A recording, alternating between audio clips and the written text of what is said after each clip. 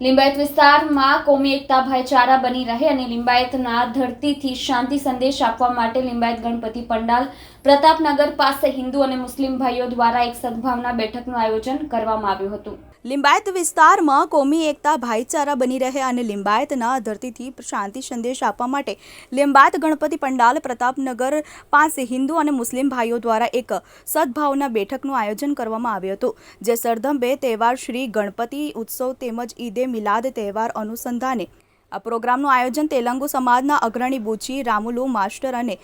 લિંબાયતના advocate સાગરભાઈએ વેલંદી સત્યનારાયણમાં દ્વારા આયોજન કરવામાં આવ્યું હતું, જેમાં Limbayat police station PI Shri હાજરી આપી હતી અને મુસ્લિમ સમાજના અગ્રણીઓને બેઠક બોલાવી સ્વાગત કરવામાં આવ્યું હતું અને તહેવારો શાંતિ કોમી એકતા સાથે ઉજવવા ખાસ સંદેશ પાઠવવામાં આવ્યો હતો। કેમેરામેન હકીમ શેખ સાથે વસીમ હાસમીનો રિપોર્ટ, આઝાદ ન્યૂઝ, સુરત। મારું નામ સાગર એમ વેલદી છે। હું પોતે વકીલ છું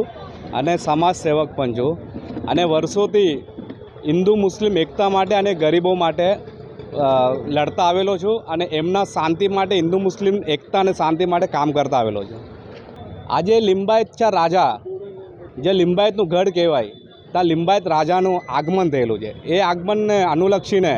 જે 10 દિવસનું જે ગણેશજીનું જે પૂજાપાઠ ચાલતી આવેલી છે એમાં આજે સત્યનારાયણ કથાનું આયોજન કરવામાં આવેલું છે। એ સત્યનારાયણ કથામાં લિંબાયતમાં દરેક આગેવાનો દરેક સમાજના આગેવાનો ઉપસ્થિત રહી લિંબાયતના ગઢથી પૂરા ભારતને પૂરા દેશને અને ગુજરાતને ખાસ કરીને સુરતને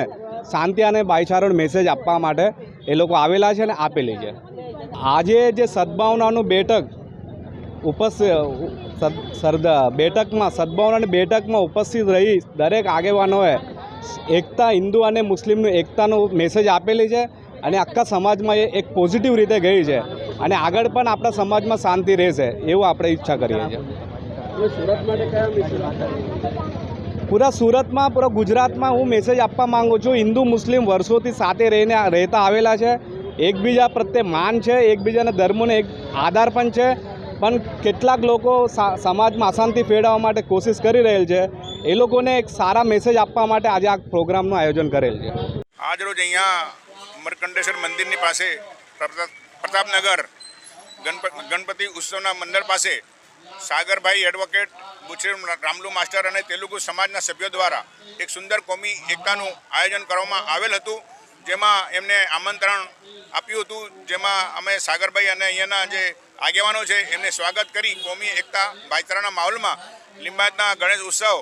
તેમજ ઈદે મિલાદનું જુલુસ સંપન્ન થશે એવી કોમી એકતાના ભાઈચારા સાથે અહીંયા એક પ્રોગ્રામ સુંદર આયોજન કરવામાં આવેલું હતું। તેના માટે સાગરભાઈ વેલદી એડવોકેટ તેમજ બુચરી રામલુ અને તેમજ સુમૈયાભાઈ ગોને તેમજ અહીંયાના લિંબાયતના તેલુગુ સમાજ વતી અમે ખૂબ આભાર વ્યક્ત કરીએ છીએ કે આવું સુંદર આયોજન કરીને ખૂબ એમણે મોટું કામ કર્યું છે અને સુરતમાં જે આવનારા દિવસોમાં સુરતમાં પણ આવી જ રીતે ઉજવણી થાય, કોમી એકતા ભાઈચારા સાથે બધા તહેવારો ઉજવવામાં આવે એની જે ખૂબ ઉપયોગી કામ કર્યું છે તે બદલ અમે ખૂબ ખૂબ અભિનંદન પાઠવીએ છીએ। કાલે અમારે ઈદે મિલાદનું તહેવાર છે, એમાં તમામ સમાજના હિન્દુ સમાજના આગેવાનો તેમજ બીજા બધા જ લોકોને અમે બોલાવ્યા છે અને એ લોકો બી માન આપીને ભાગ લેવાના છે અને કાલનો જે તહેવાર છે તે કોમી એકતા ભાઈચારા સાથે ઉજવશે એવી બધાએ લિંબાયતના આગેવાનોએ ખાતરી આપી છે। ભાઈ અહીંયા જે કોમી એકતાનું મિસાલ પૂરી પાડ્યું છે તે ખૂબ મોટું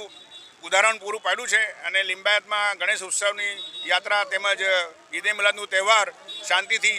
કોમી એખલાસ અને ભાઈચારાના વાતાવરણમાં પૂર્ણ થશે એવી અમે ખાતરી આપી છે।